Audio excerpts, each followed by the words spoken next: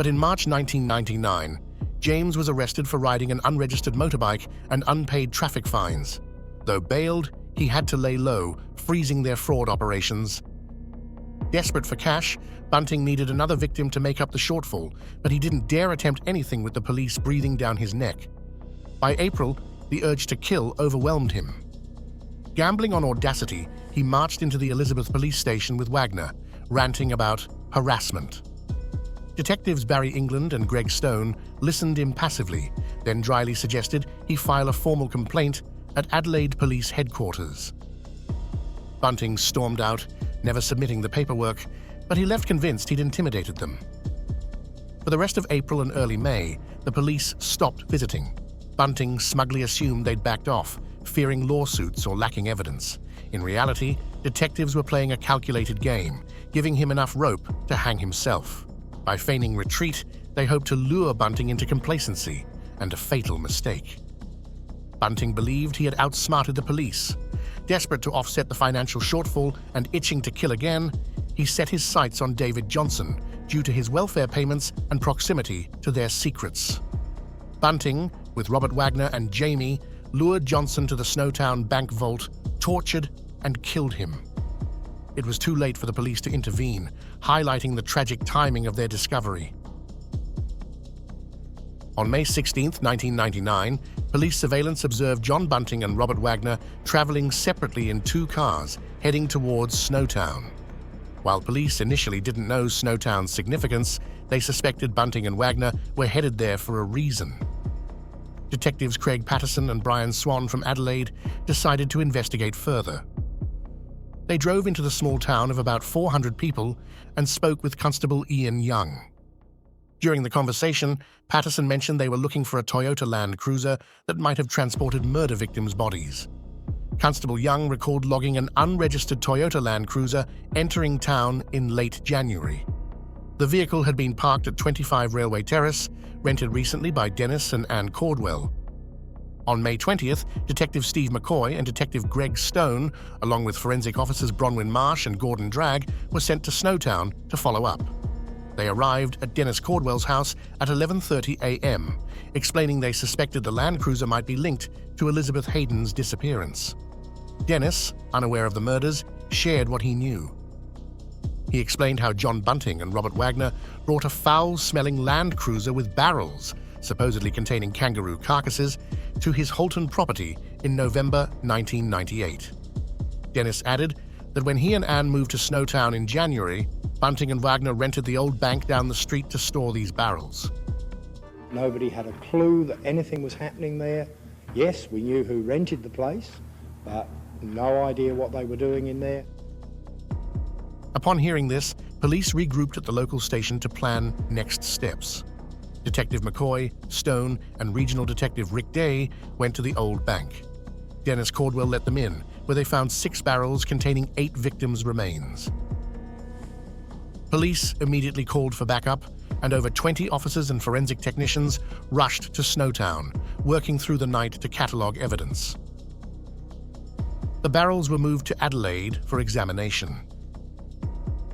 Though police discovered the bodies, they didn't know who was in the barrels or how they died. At 5 a.m. on May 21, 1999, Detective Chief Superintendent Paul Schramm, head of major crimes, assembled 50 officers at Adelaide Police Headquarters. Many had been woken overnight, with vacations cancelled. They were briefed on the discovery, shown bank vault footage, and given orders.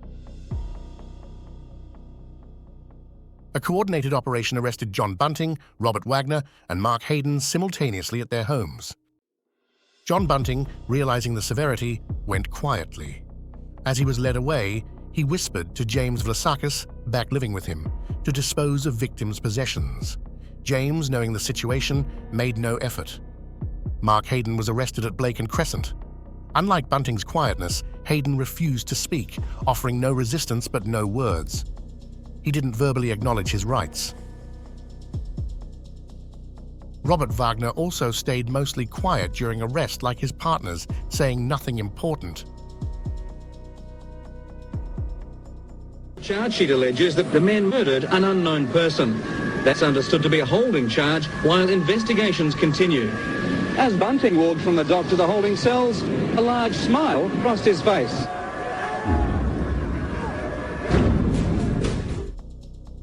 In custody, Bunting, Wagner and Hayden all remained silent. They refused statements and requested legal aid. As standard procedure, hair and blood samples were taken from each. Elizabeth Harvey was questioned, not arrested, for 2 hours about Elizabeth Hayden and Suzanne Allen's disappearances. Despite mounting evidence, Harvey denied wrongdoing, including impersonating Suzanne Allen to collect her welfare payments. She kept denying even when police presented a Centrelink letter for Suzanne Allen from 3 years earlier, still in Harvey's purse.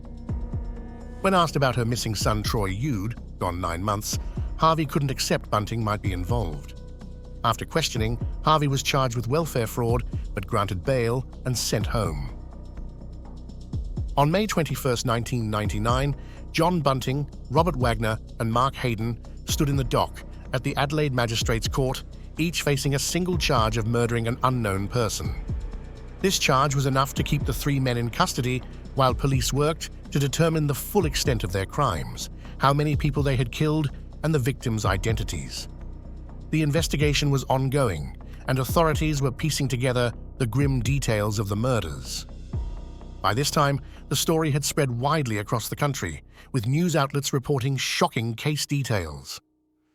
It was already being called the worst serial killer case in Australia's history. The media frenzy around the Snowtown murders reached intense levels, and journalists nationwide flocked to Snowtown, increasing the town's population by nearly 1/3. The small, quiet community of Snowtown, once peaceful with around 400 residents, was now at the center of a national scandal.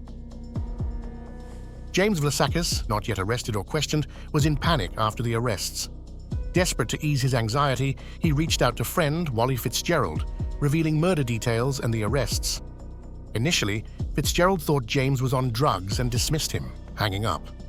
However, an hour later, James arrived at Fitzgerald's house, eager to tell the full story. He gave more details, including how 2 additional bodies were buried under Corner Road.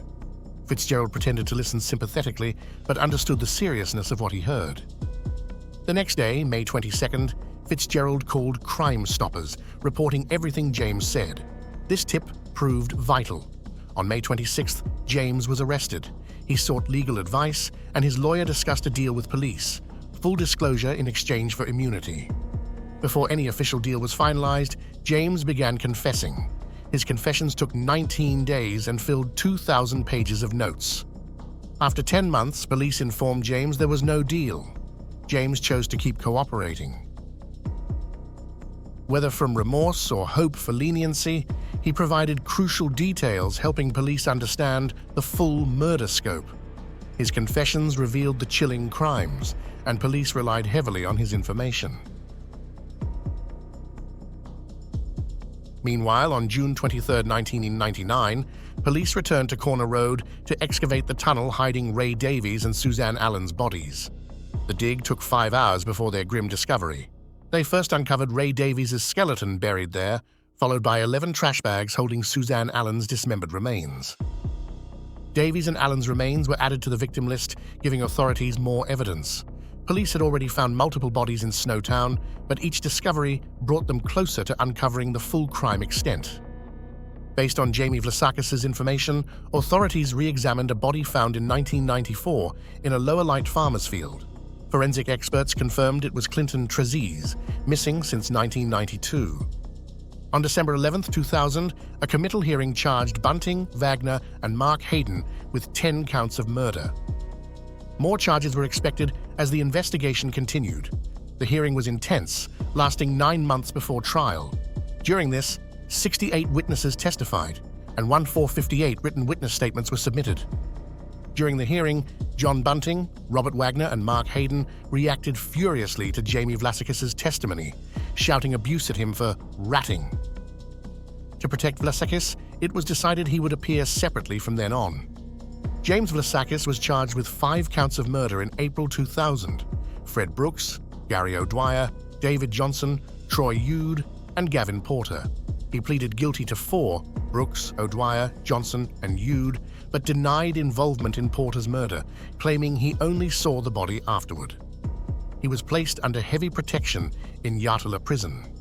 However, the weight of his involvement led him to attempt suicide twice. Consequently, he was transferred to a psychiatric hospital.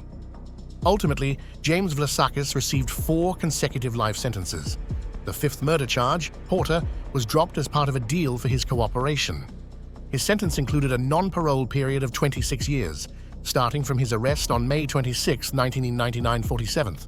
Now 45, as of 2025, Vlasakis became eligible for parole in 2025. Recent reports confirm he applied for parole in 2025, with a hearing pending. Due to his status as a key witness, James Vlasakis remains a target for Bunting, Wagner, and fellow inmates. Prison culture often targets rats. When Vlasakis entered prison, protective steps were taken. He received a fake name, and a court order prevents disclosure of his prison location. If granted parole, a public announcement is unlikely. Given safety risks, he will likely remain in hiding.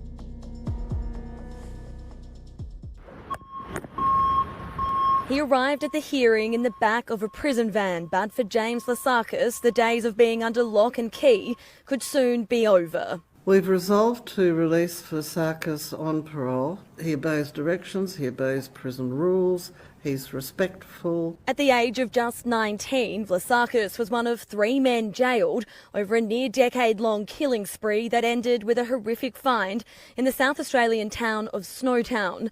Bodies inside barrels in a bank vault in 1999. Vlasakis admitted to 4 of the 11 murders and turned on the 2 ringleaders, Robert Wagner and Vlasakis' stepfather, John Bunting. He was terrified of Bunting. I don't say I condone it.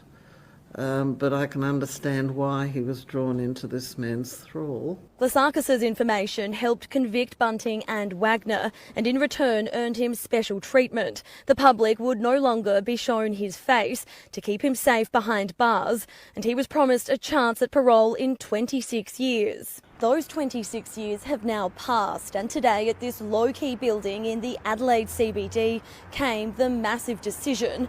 The parole board putting one of the worst serial killers in the state's history on the path to freedom. There's a 60-day period during which 3 people could seek a review: the Attorney General, the Commissioner for Victims' Rights, or the Police Commissioner.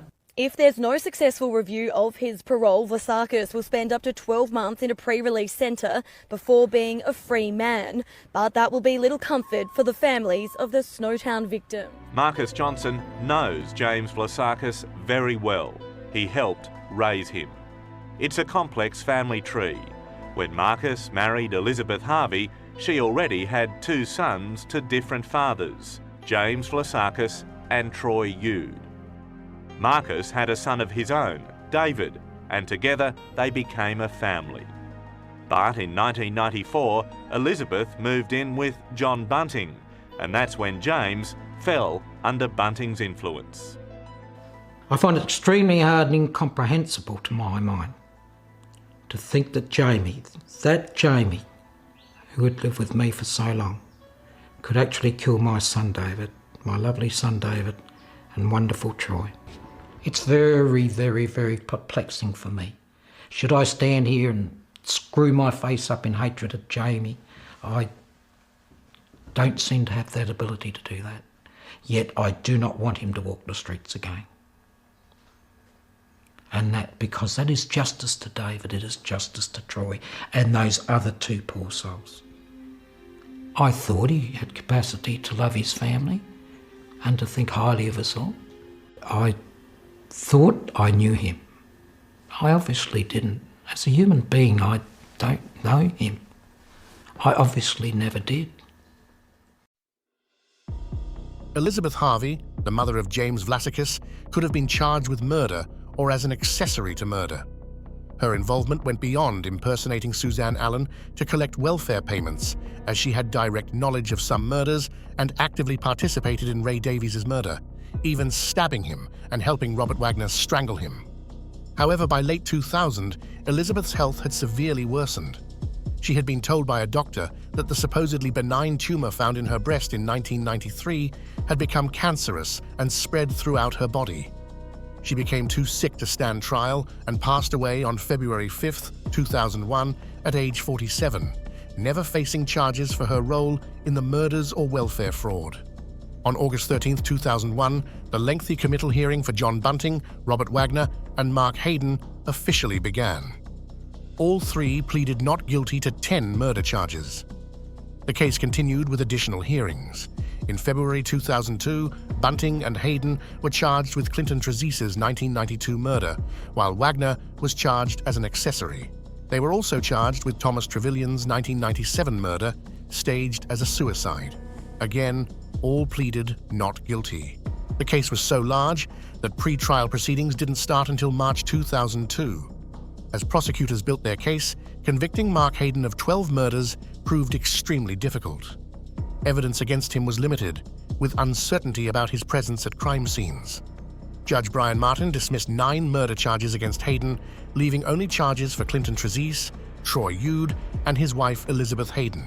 Additionally, the defense won a motion to try Mark Hayden separately from Bunting and Wagner, arguing Hayden was a minor figure, not the mastermind. They claimed a joint trial would unfairly influence the jury. Soon after, the Clinton Trezise murder charge was dropped due to insufficient evidence, and the Elizabeth Hayden charge was weak, since Hayden wasn't present during her murder. The Troy Ude murder charge remained, largely due to James Vlasakis' testimony, placing Hayden at the crime scene. Despite this, the trial ended with a hung jury, and Hayden was acquitted of murder. However, the prosecution still pursued a case against him for being an accessory to the murders. Hayden was convicted on 5 accessory counts for covering up killings. He received a 25-year prison sentence with possible parole after 18 years. His sentence began with his 1999 arrest. As of April 2024, Mark Hayden, a Snowtown murders accomplice, was paroled after serving about 25 years. The South Australian Parole Board granted release, noting his excellent prison behaviour. Hayden was placed under strict supervision, including electronic monitoring, due to his crime's notoriety. After release, Hayden stayed at Adelaide Pre-Release Centre in Northfield under parole conditions. He left the centre in May 2024. Mark Hayden is now 67 years old. It looks like an abandoned hoarder house, but this Smithfield Plains backyard has a far more sinister past. I didn't realise who they'd killed in so many, but just things didn't add up. It's the one-time home of Snowtown monster Mark Hayden. It was here he helped cover up the bodies in the Barrels atrocities, and in the 25 years since, the property has gone untouched. Just like cold chills, like someone's walking over your grave or your body and that, yeah. The bodies of at least 4 of the 11 victims were kept in barrels in this backyard shed for several weeks. The unbearable smell was something next-door neighbour and key Snowtown witness, Sue Oliver, will never forget. Rotten meat. Some nights I'd pull up in the driveway and you could just about vomit. The stink was so bad. Mark Hayden's own wife, Elizabeth, was brutally murdered inside the couple's home. Her body, one of many he helped the killers, John Bunting and Robert Wagner, hide. On September 27, 2002, during pre-trial arguments, Robert Wagner pleaded guilty to murdering Barry Lane, Fred Brooks and David Johnson. He hoped admitting these crimes would secure 3 consecutive life sentences and possible parole after 25 years. At arrest, Wagner was 27. If successful, he could be freed in his mid-50s. Meanwhile, John Bunting, determined to fight the charges, maintained his innocence on all 12 murder counts. He was firm in denying any involvement in the killings and prepared to stand trial. The trial finally began on October 16, 2002, with Bunting and Wagner tried together. Given the horrible nature of the case, 15 people were selected for jury duty instead of the usual 12, expecting some jurors to leave because of disturbing details. The prosecution's case was strengthened not only by James Vlasakis' testimony, but also by strong evidence. They played tape recordings of 5 murders where Bunting and Wagner could be heard, along with DNA evidence found on overalls and plastic gloves recovered from the bank. Additionally, victims' personal belongings were found in Bunting and Wagner's homes, along with bank records and video footage of the killers taking money from victims' accounts. Mate, this is the voice of happiness. Yeah, we're on our way up there. Cool, just walk right in. Yeah, the machine's still set up, is it? Yep. It's been a horrible experience, and the words, the things that were said in there, it's incredible to have listened to some of what went on with my son. The prosecution called 220 witnesses during the trial, and their testimony lasted 140 days. James Vlasakis's testimony alone took 32 days. On the other hand, the defense's case was much shorter, lasting less than 2 hours. Bunting's lawyer called only 3 witnesses, and Wagner's defense was even smaller, with just 1 witness. On September 8, 2003, over 4 years after the barrel's discovery, the jury reached a verdict in the Snowtown murders trial. The outcome included both convictions and acquittals. First, Robert Wagner was found not guilty of being an accessory to Clinton Treziz's murder due to lack of evidence connecting him to the crime. However, Suzanne Allen's case ended with a hung jury. Bunting and Wagner claimed Suzanne Allen died naturally, and they only cut up her body and hid her remains to steal her welfare money. Forensic exams of the 11 garbage bags holding her cut-up remains showed no clear cause of death, making it hard for prosecutors to prove murder. Finally, the murder charge for Suzanne Allen was dropped completely. In May 2007, the remaining verdicts were announced. John Bunting was convicted of 11 murders, while Robert Wagner was convicted of 10. Both received consecutive sentences for each conviction with no chance of parole. These sentences ensured both men would spend the rest of their lives in prison. When Bunting's sentence was announced, he remained seated, reading a book, seemingly uncaring. In contrast, Robert Wagner read a prepared statement. "Pedophiles were doing terrible things to children. The authorities didn't do anything about it. I decided to take action. I took that action. Thank you." In March 2019, Wagner's request for a non-parole period was denied by the South Australian Supreme Court. Justice Greg Parker called him a hardened killer who had shown no regret for his actions. A handwritten letter pleading for mercy from one of Australia's most depraved killers. Robert Wagner, convicted of 10 of the so-called bodies in the barrels murders, has launched a bid for freedom, using his own son as a reason to be released. "I have been in custody since he was 18 months old and would very much like the chance to spend time with him in the community." Wagner was sentenced to life imprisonment without parole for his role in the gruesome 90s killings, uncovered when 8 bodies were found in barrels hidden inside a bank vault at Snowtown in the state's mid-north. Now, after spending less than 2 decades in custody, Wagner wants a non-parole period set. The 48-year-old who ate the flesh of his last victim penning a letter as part of his case.